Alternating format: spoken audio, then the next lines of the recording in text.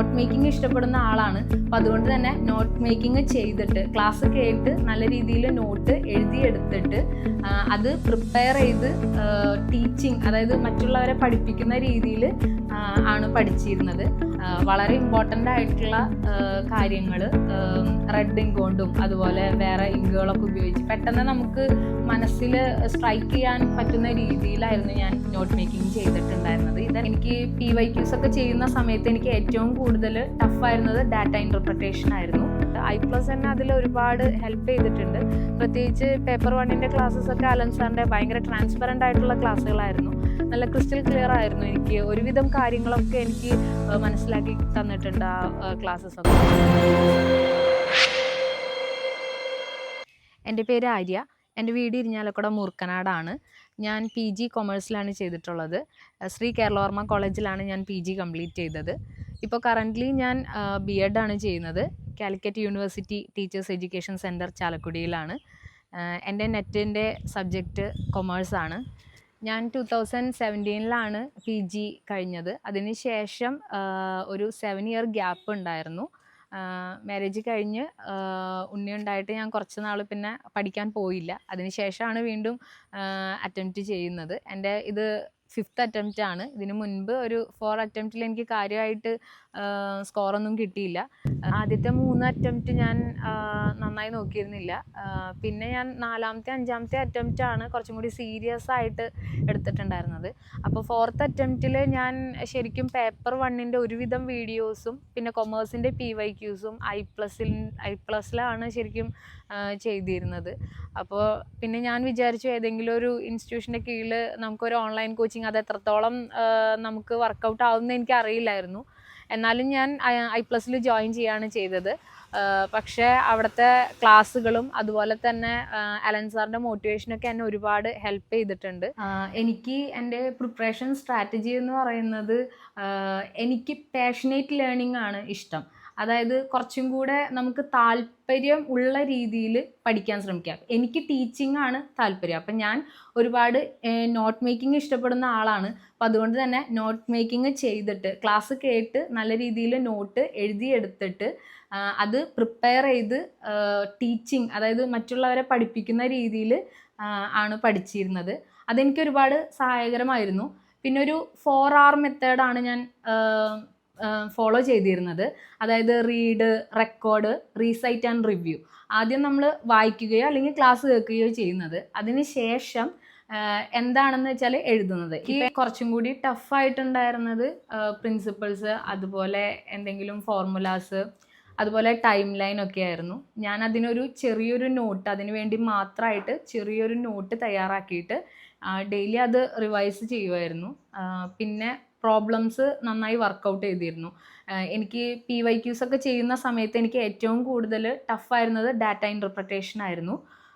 അതിലാണ് എനിക്ക് ഒരുപാട് ടൈം കൺസ്യൂമിംഗ് ആയിട്ട് തോന്നിയത്. അപ്പം അതുകൊണ്ട് ഞാൻ ആ പ്രോബ്ലംസ് നന്നായിട്ട് വർക്കൗട്ട് ചെയ്തിട്ട് പരമാവധി ചെറിയ ടൈമിനുള്ളിൽ ചെയ്യാനായിട്ട് നോക്കിയിരുന്നു. പിന്നെ എക്സാം എഴുതുമ്പോൾ നമുക്ക് എക്സാമിന് പോകുമ്പോൾ തന്നെ അറിയാം, അതിൽ ആ സ്ക്രീനിൽ ആ പ്രോബ്ലം ഭയങ്കര വലുതായിട്ടാണ് കാണിക്കുക. അപ്പം നമുക്കത് നോക്കി എങ്ങനെയാണ് ക്വസ്റ്റ്യൻസ് അറ്റൻഡ് ചെയ്യാനായിട്ട് കുറച്ച് ബുദ്ധിമുട്ടായിരുന്നു. അപ്പം ഞാനത് ഷോർട്ടായിട്ട് എക്സാമിൻ്റെ ഇടയിൽ തന്നെ വർക്കിംഗ് നോട്ടിൽ നമുക്ക് തന്നിരിക്കുന്ന വർക്ക്ഷീറ്റിൽ എഴുതിയതിന് ശേഷം ആണ് അത് അപ്പിയർ ചെയ്തിരുന്നത്. ഇത് ഞാൻ പഠിക്കുന്ന സമയത്ത് പ്രിപ്പയർ ചെയ്ത നോട്ടാണ്. ശരിക്കും ഞാനിതൊരു കുറച്ച് A4 ഷീറ്റ് എടുത്തിട്ട് ഒരു ബണ്ടിലാക്കി ഒരു ബുക്കാക്കിയിട്ട് ചെയ്തു. കൊമേഴ്സിൻ്റെ 10 സബ്ജക്റ്റിൻ്റെയും അത്യാവശ്യം നോട്ടുകളൊക്കെ ഞാൻ ക്ലാസ് കേട്ട് ഇതിൽ കവർ ചെയ്തിട്ടുണ്ടായിരുന്നു. വളരെ ഇമ്പോർട്ടൻ്റ് ആയിട്ടുള്ള കാര്യങ്ങൾ റെഡ് ഇങ്ക് കൊണ്ടും അതുപോലെ വേറെ ഇങ്കുകളൊക്കെ ഉപയോഗിച്ച് പെട്ടെന്ന് നമുക്ക് മനസ്സിൽ സ്ട്രൈക്ക് ചെയ്യാൻ പറ്റുന്ന രീതിയിലായിരുന്നു ഞാൻ നോട്ട് മേക്കിംഗ് ചെയ്തിട്ടുണ്ടായിരുന്നത്. ഇതെന്നെ ഒരുപാട് സഹായിച്ചിട്ടുണ്ട്. അതുപോലെ തന്നെ പേപ്പർ 1നും ഞാൻ നോട്ടുകൾ തയ്യാറാക്കിയിട്ടുണ്ടായിരുന്നു. ഞാൻ I+ൽ ജോയിൻസ് ചെയ്യുന്ന സമയത്ത് അവർ 180 ഡേയ്സിൻ്റെ ഷെഡ്യൂള്, 150 ഡേയ്സിൻ്റെ ഷെഡ്യൂള് അങ്ങനെ ഉണ്ടായിരുന്നു. അപ്പം ഞാൻ 180 ഡേയ്സിൻ്റെ ഷെഡ്യൂളാണ് എടുത്തത്. ആ ഷെഡ്യൂൾ അവരെനിക്ക് PDF ആയിട്ട് അയച്ചു തന്നു. ഞാനതപ്പോൾ ഫോട്ടോസ്റ്റാറ്റ് എടുക്കുകയും അത് വീട്ടിൽ വന്നിട്ട് ഡെയിലി ഞാനപ്പോൾ എനിക്ക് ഡെയിലി പഠിച്ചു കഴിഞ്ഞിട്ട് ഞാൻ ഇതിൽ മാർക്ക് ചെയ്യുകയും ആ സബ്ജക്റ്റിൻ്റെ ആ ടോപ്പിക്ക് കഴിഞ്ഞിട്ടുള്ള ടെസ്റ്റ് പേപ്പറിൻ്റെ മാർക്ക് ഇതിൽ ടെസ്റ്റ് സ്കോർ മാർക്ക് ചെയ്യുകയും ചെയ്തിട്ടുണ്ടായിരുന്നു. അപ്പോൾ എനിക്ക് ഏകദേശം എൻ്റെ വീക്ക് പോയിൻറ്റ്സ് എന്താണ്, ടൈം കൺസ്യൂമിങ് ആണോ എന്നൊക്കെ മനസ്സിലാക്കാനായിട്ട് പറ്റിയിരുന്നു. പിന്നെ ഞാൻ വൈറ്റ് ബോർഡ് യൂസ് ചെയ്തിരുന്നു, ടീച്ചിങ് ചെയ്യാനായിട്ട് വൈറ്റ് ബോർഡ് യൂസ് ചെയ്തിട്ടുണ്ടായിരുന്നു. അപ്പോൾ അതിൽ റിവിഷൻ്റെ ഓരോ സബ്ജക്റ്റിൻ്റെ 1, 2, 3, 4 അങ്ങനെ പറഞ്ഞിട്ട് 10 വരെ പേപ്പർ 1ഉം പേപ്പർ 2ഉം എഴുതി വെച്ചിട്ട് കഴിയുന്നതിനനുസരിച്ച് നമ്മൾ കംപ്ലീറ്റ് ചെയ്ത് മാർക്ക് ചെയ്ത് പോയിരുന്നു. അപ്പോൾ നമുക്ക് ഏകദേശം നമ്മളുടെ എത്ര കഴിഞ്ഞു അല്ലെങ്കിൽ ഇനി എത്ര കഴിയാനുണ്ട് എന്നുള്ളതൊക്കെ മനസ്സിലാക്കാൻ പറ്റിയിരുന്നു.